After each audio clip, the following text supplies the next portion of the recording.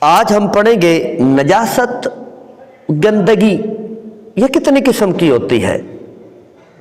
شریعت نے یاد رکھو نجاست کو دو قسموں میں تقسیم کیا ہے، ایک ہے نجاست حقیقیہ اور دوسری ہے نجاست حکمیہ۔ آپ نے پریشان نہیں ہونا، میں اس کو آسان کر کے بتاؤں گا۔ جو باتیں میں کرنے لگا ہوں آسان، بالکل آسان ہوں گی، آپ کو سمجھ میں آئے گی۔ جس چیز کی سمجھ نہیں آئے گی آپ نے رابطہ کرنا ہے مجھ سے۔ جو نجاست حکمیہ اور نجاست حقیقیہ۔ نجاست حکمیہ کسے کہتے ہیں؟ جیسے نجاست بظاہر نظر نہیں آئی لیکن ہوا خارج ہوئی تو وضو بے وضو ہو گیا، اور انسان پر غسل فرض ہو گیا، غسل فرض ہوا، یہ نجاست حکمیہ ہے۔ اور بے وضو ہونا یہ بھی نجاست حکمیہ ہے۔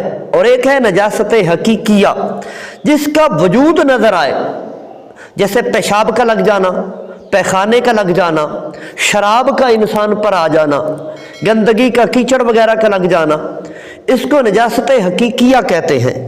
اب نجاست حقیقیہ کی دو قسمیں ہیں، نجاست غلیظہ اور نجاست خفیفہ۔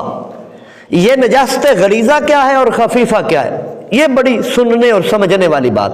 آپ نے گھبرانا نہیں، میں عمران خان والا گھبرانا نہیں کہہ رہا، میں شرعی مسائل میں کہہ رہا ہوں کہ آپ نے گھبرانا نہیں، مسائل کو سمجھنے کی کوشش کرنی ہے، علم دین آپ تک پہنچے گا۔ اور یاد رکھیں نجاست غلیظہ جو بڑی نجاست ہو، زیادہ غلیظ ہو، خفیفہ وہ نجاست ہو، ہلکی نجاست ہو، اس کی دو قسمیں۔ اب نجاست غلیظہ کسے کہتے ہیں اس پر اور اس کا حکم انشاءاللہ ہم پڑھتے ہیں، شریعت نے اس کا حکم کیا رکھا ہے۔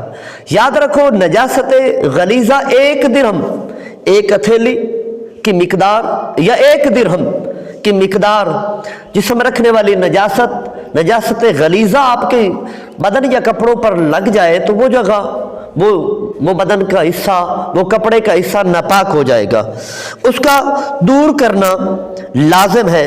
اور اگر اس سے نماز پڑھ لی تو نماز نہیں ہوگی۔ یہ نجاست